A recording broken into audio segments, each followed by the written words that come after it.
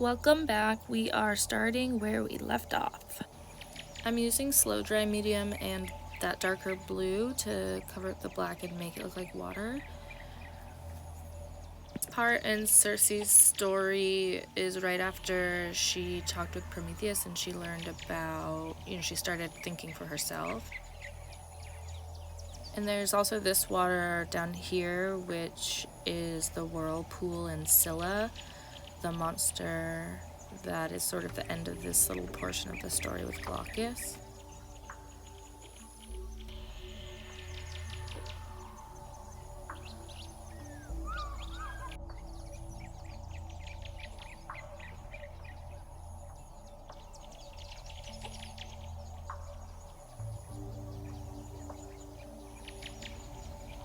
I love these little cheap paint pens. They're acrylic paint. They're like fake Poscas.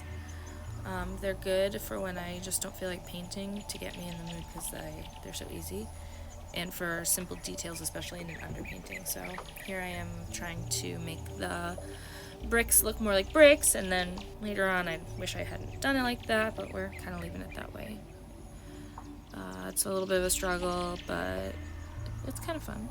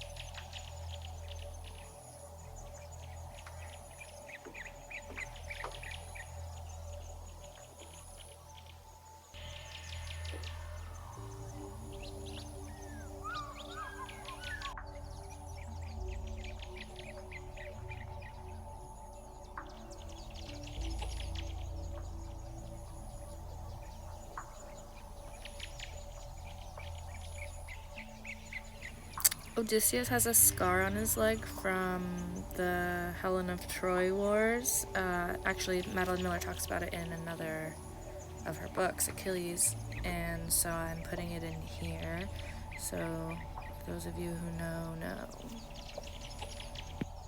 And that is such a fun part of painting, too, is the symbolism in it. And there are little hints for people who are familiar with the myth or whatever, and you can figure out what things are based on small details. That's a real fun part for me. So I like to do it in my paintings too.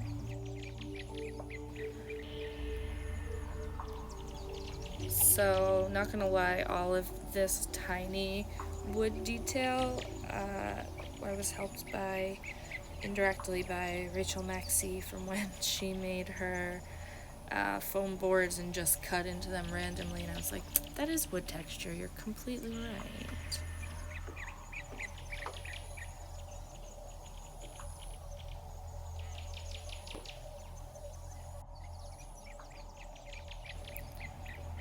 So this is one of my favorite painting tasks, is doing the white wash over everything. It kind of gives it it's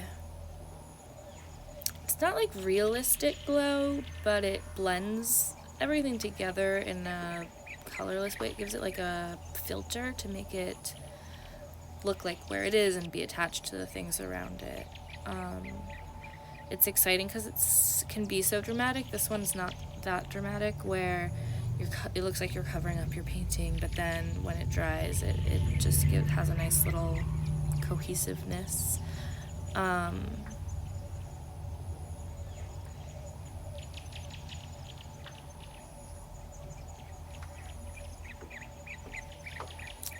It's kind of like a film filter, like how old TVs were, just had less pixels for less fine detail. I don't actually like hyper realistic work, and that's not the goal of my work. I mean, not to be vain, but I look at like Michelangelo and that level of intentional flatness and think that my work is akin to that. Not that it's the same, but that's sort of like my influence amongst very many. But hyperrealism, I think, is corny and played out. Plus, where's the room for fun if you're just going hyperrealistic?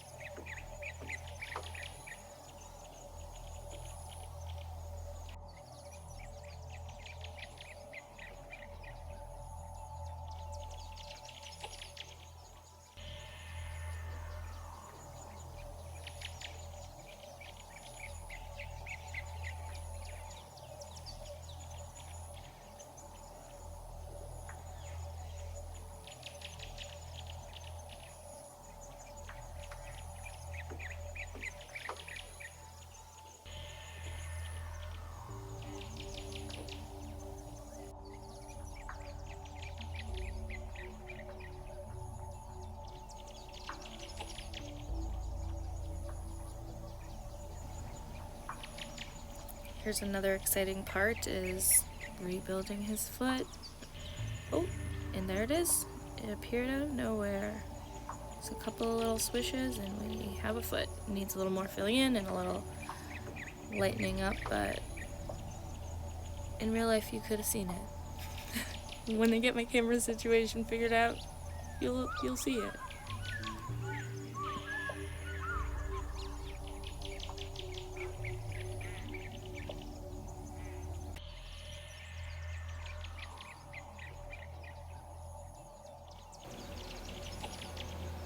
This part is so satisfying, coming up right here.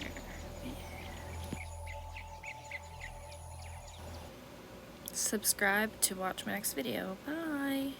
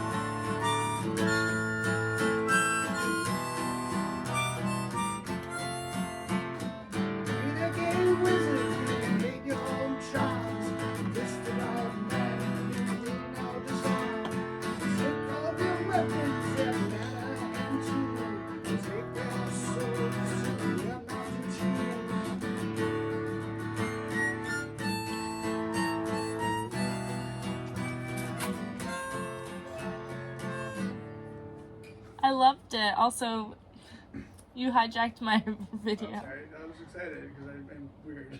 I loved it. Should I bring this to work tomorrow? Dude, this is like the most annoying a person could be.